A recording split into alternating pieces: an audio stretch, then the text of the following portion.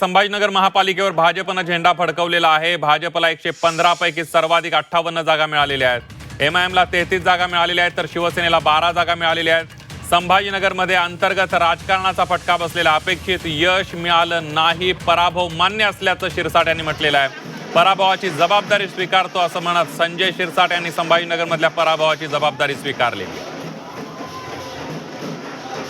आम्हाला जे अपेक्षित यश पाहिजे होतं ते यश आम्हाला संभाजीनगरमध्ये मिळालं नाही हे निश्चित आहे।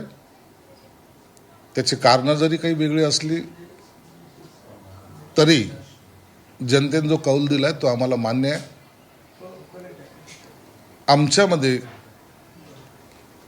कदाचित निवडणुकीच्या प्रचारामध्ये आम्ही कमी पडलो असावं किंवा उमेदवार निवडताना काही कमी पडलं असावं, परंतु पराभव तो पराभव असतो, म्हणून तो आम्ही मान्य करतो।